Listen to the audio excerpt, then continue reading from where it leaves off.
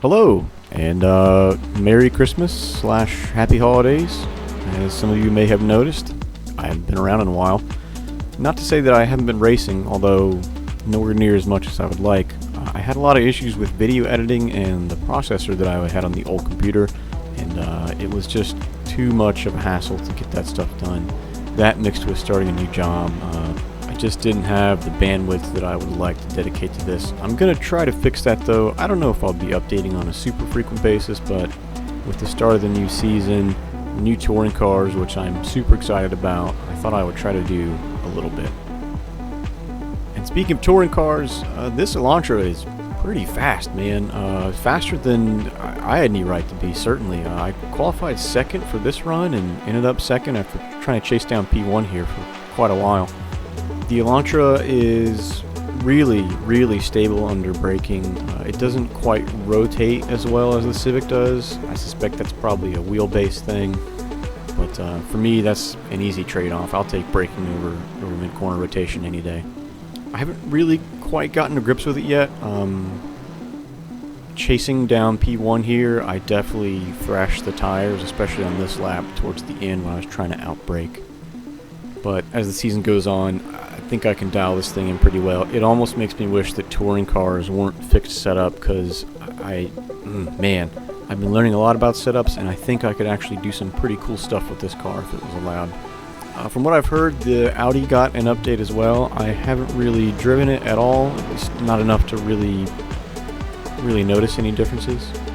And I don't know if that's going to change. The Elantra has been so fun to drive. I'm probably going to stick with that all season. There might be a couple tracks where the Civic stands out. If the series goes to Tsukuba, yeah, that's like easily the best choice for that track.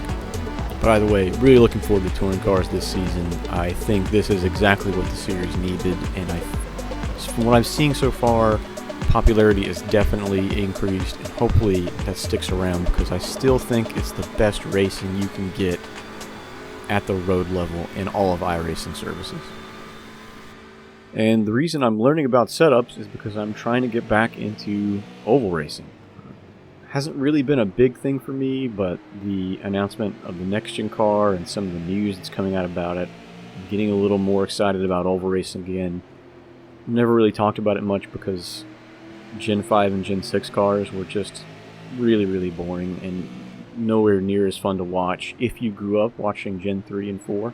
But I think good things are on the horizon for NASCAR. I think we're going to get a lot of fun racing next season, and I think I want to get on that by getting back to ovals myself. And for now, as I'm still sort of stuck on the low end of C-Class, I've been doing these super late races on the short tracks. Season started here at New Smyrna. I'm going to guess that's how it's pronounced. I've never been down there. It's a fun track, really short, like most of them. 17, 18-second lap times. Really setup dependent, and I don't mean that in the sort of naive way that a lot of people will say is, oh, I don't have a good setup, I can't be fast.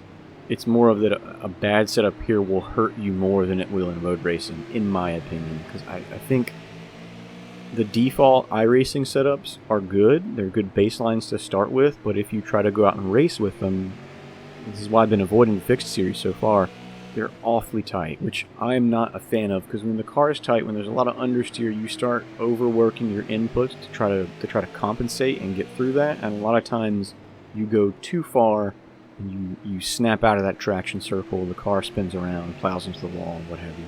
So I think I spent a good 400 laps just in testing, trying to get this setup down. I'm going to post a link below. I feel pretty good about it. It's got the right amount of balance. Especially coming out of the turn, it's deceptively simple how much you can just sort of like lay into the throttle, and this car will basically drive itself out the way the right rear is set up. It definitely won't work for everyone. I've seen some setups that other guys are running, and yeah, I think more so than in road racing, getting a setup for a car on an oval is very driver dependent.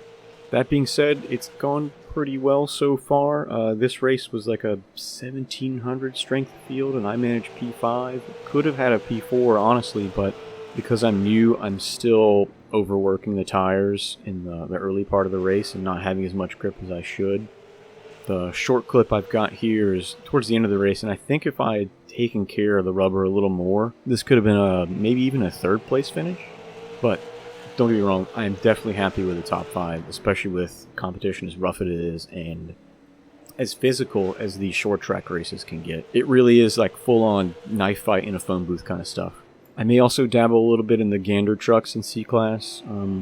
Don't know if I'll do fixed or open there, but definitely enjoying the Super Lake. They're going to Richmond next week, which is a pretty fun track. Has not as much time under braking as a lot of these other smaller tracks like New Smyrna and South Boston. A little bit of early testing suggests I'm not that far off the pace, and again, I think it might be down to setup just to get a couple extra tenths here and there so I can be really competitive with some of the 2K iRating people. I think for now that'll wrap up this update. We'll see how frequently videos come after this. I'm definitely looking at doing some events again this year, especially some of the big endurance races. I may even start testing for the Daytona 500 here pretty soon if I can get my license up in time. But until then, hope everybody has a wonderful holiday season. Relax a lot, eat some good food, do some racing, and we'll check in soon. That's right.